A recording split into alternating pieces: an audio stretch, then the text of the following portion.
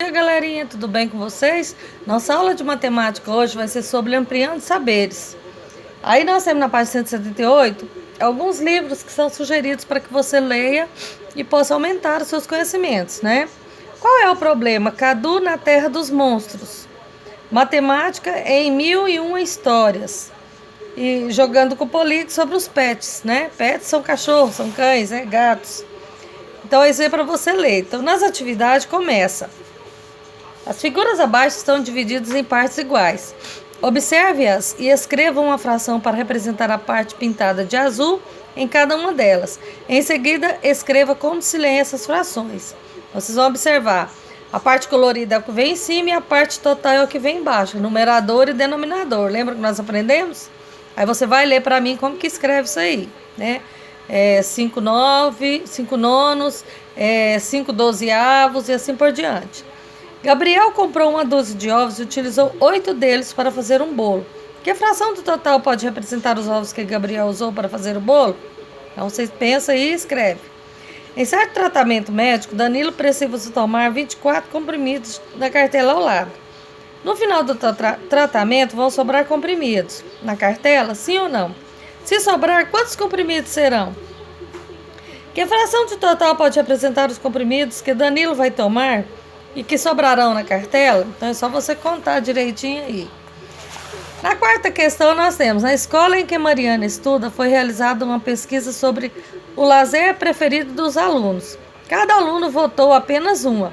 Então, aí nós temos ao praticar esporte, assistir televisão, ler, ouvir música, jogar videogame, ir ao cinema e outros. E o total de aluno, né? Então nesse gráfico qual é o título? E a fonte das informações? Tem aí embaixo, né? Administração escolar. Quantos alunos preferem ir ao cinema?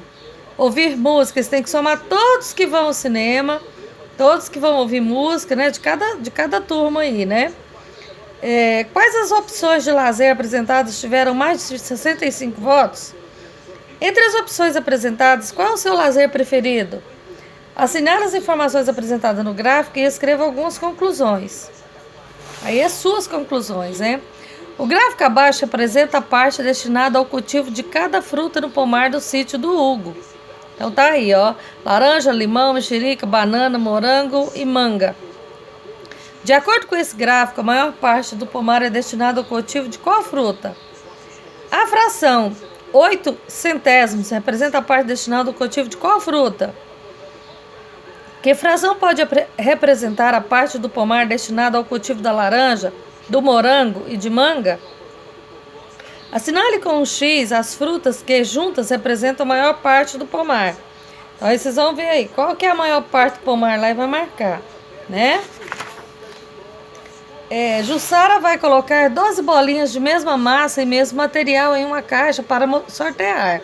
Quantas bolinhas são vermelhas, azuis e amarelas? Qual é a cor da bolinha mais provável de ser sorteada na caixa? Por quê? É mais provável sortear uma bolinha azul ou uma bolinha amarela? Então você vai observar a quantidade. Lembra que a gente aprendeu as possibilidades? Até ensinou com os pincéis? Sétima questão: escreva o nome dos polígonos de acordo com a quantidade de lados. Então aí vocês vão escrever o nome de cada um de acordo com a quantidade de lados. Contorne apenas os polígonos. Então os que não for polígono, você não contorna. Os não polígonos, né? Contorne apenas os não polígonos, os que não são polígonos aí. Com uma régua, meça o comprimento dos lados de cada figura e determine seu perímetro em milímetros. Aí, então você vai medir cada ladinho, depois transformar em milímetro, né? Todos eles, mesma coisa. A outra: com uma régua, desenhe um polígono de 5 lados e 5 vértices. Qual é o nome do polígono que você desenhou? Se ele tem 5 lados, qual que é o nome que ele chama? Com o auxílio de uma régua, meça o comprimento dos lados de cada figura e determine seu perímetro em centímetros. Então você vai medir, cada quadradinho desse é 1 centímetro, né? Então você vai contar todos eles e ver qual o perímetro de cada um, né?